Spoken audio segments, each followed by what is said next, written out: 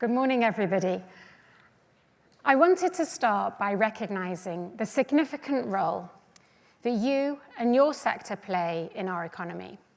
And there couldn't be a better forum for that message.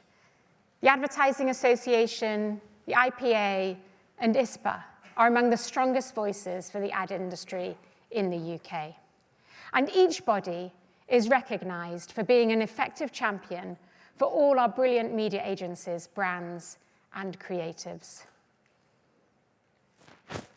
And it's a very, very pertinent week for this conference, because on the other side of the Atlantic, they are gearing up for one of, if not the, most important days in the advertising calendar, the Super Bowl. Despite all that has changed with the revolution in what we watch, when we watch it, and where we watch it, this sporting moment has retained its place at the pinnacle of advertising. With a TV audience of over 100 million, the pressure to deliver compelling material is overwhelming. Last year alone, the cost for a 30-second slot was $7 million. But what stands out is not the cost, it's the quality. And the adverts have become part of the event and part of this spectacle. Ahead of today's event, I was reflecting on what makes advertising so important. The first thing that comes to mind is the creativity that you see every day expressed through advertising, and how that creativity is the basis for one of the most successful industries in this country. But more than that, the success of these industries actually provides cheaper newspapers and magazines for readers to enjoy, your favorite hits on commercial radio, the ability to watch Coronation Street for free, and seeing the entire industry of podcasts setting up from nothing a few years ago and entertaining, informing, and challenging us today. None of these would be free or available at affordable prices without the work you do with adverts. Advertising is an essential cog in the free market. And on top of that, you arm people with the information they need to make decisions about what they should buy. I recognize, and the government recognizes, what your industry does for our economy. Our creative industries are growing at twice the rate of the rest of the economy, and last year accounted for £126 billion. And advertising is a massive part of that success story. It already accounts for around 15% of creative industries' output, and all indicators suggest it will continue to grow in size. Last year alone, Ad Association figures showed that the UK ad market is estimated to have grown by 6% to reach £37 billion. This growth and value is a credit to the way our companies have become magnets for the best ingenuity, the best creativity, and the best talent. Today, in 2024, there are very few places in the world that can rival our status as a global hub for the industry.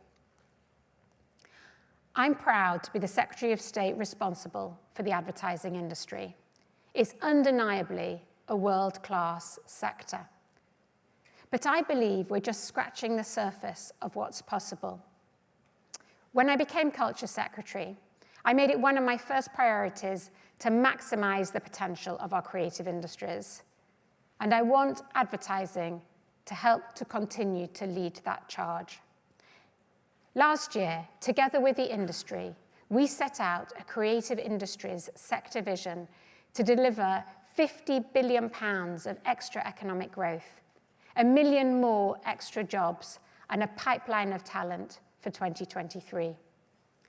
This will only be possible with government and industry working together for a shared purpose. The creative industries sector vision is a blueprint that's packed with measures from investment in R&D to support for businesses scaling up across the country. And a major part of it is a focus on skills.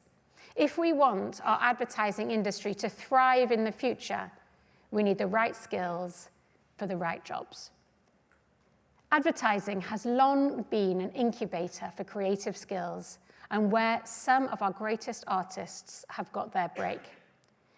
Before Salman Rushdie wrote Midnight's Children, he worked at Ogilvy and came up with slogans like Irresistible for Aero. Jonathan Glazer, the English director of the haunting new portrayal of Auschwitz, The Zone of Interest, started off as a filmmaker for brands like Stella Artois and Volkswagen. All incredible talents, all artists who originally found their expression in advertising. So, through our creative industries vision, we're working very closely with the Department for Education on a cultural education plan, the aim of which will be to give our children greater access to culture and arts at school. This week is also National Apprenticeship Week, and like you, I'm determined to increase take-up of apprenticeships in advertising and marketing sectors. And that's why in July, I co-chaired with the Education Secretary a roundtable exploring solutions to apprenticeship challenges, how we can make sure they are more flexible and work in the interests of companies in sectors like advertising. We're also working closely with the Advertising Association and the Institute of Practitioners in advertising of the Creative Careers Programme. That programme will help encourage 11 to 18-year-olds to pursue creative careers through events, panel talks, and filmed content with industry leaders. And I know that the Ad Unlocked section of the programme reached around 2,500 students from 100 schools during Discover Week 2023. The programme will help highlight the range of skills that are relevant to professions like advertising in the future. Because as we see skills in data and AI becoming more and more relevant, we need to ensure we do more. And of course, we must all recognize the impact of AI. I know that in the same way that advertising was one of the first industries to use machine learning and algorithms for more effective analytics and customer targeting, advertising is already beginning to lead the way in applying AI to different parts of its day-to-day work. From more conventional uses, like making ads easier to generate and track, or writing marketing emails with subject lines and delivery times tailored to specific subscribers, or less conventional uses, like Heinz, giving fans of its ketchup bottle a chance to see it redesigned in an infinite range of styles, from impressionism to a stained glass ketchup window. Or a recent campaign from Virgin Voyages that allowed users to prompt a digital avatar of Jennifer Lopez to issue customized video invitations to a cruise. We are seeing companies across the sector beginning to innovate, experiment, and embrace AI, to use AI in a positive way and one that customizes the experiences for audiences. WPP's chief executive, Mark Reed, said recently that AI will be as transformative as the internet was 30 years ago. And he's right. And as the world's largest advertising group, WPP has been at the forefront of investments in AI and is a company that clearly recognizes that this technology should be a creativity-enhancing tool.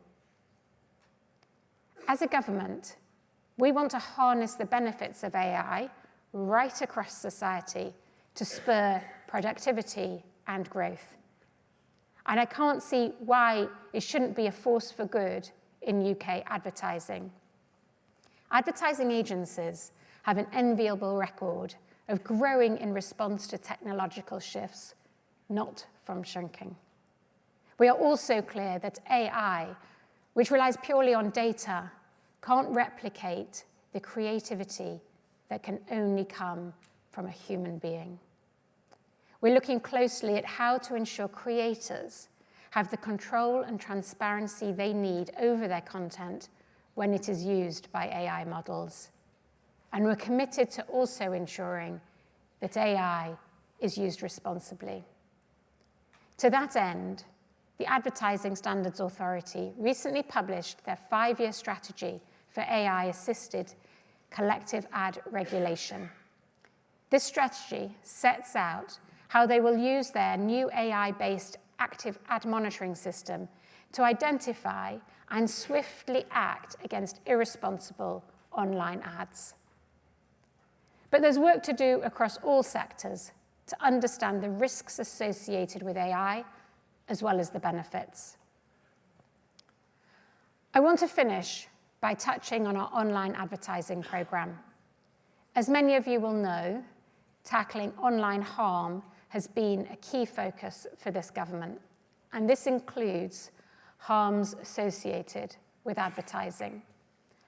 When we published the response to our consultation on the online advertising program in July, we set out a plan to build a regulatory framework that would be agile and fit for purpose. And this included a targeted focus on tackling illegal advertising and increasing protections for under 18s against adverts for products and services that are illegal to be sold to them. We're committed to doing this, and there will be legislation when parliamentary time allows. Ahead of that, we'll be publishing a further consultation on the details, and we will look very carefully at the interaction with the Online Safety Act and the fraudulent advertising duty, which captures the largest online platforms and search services.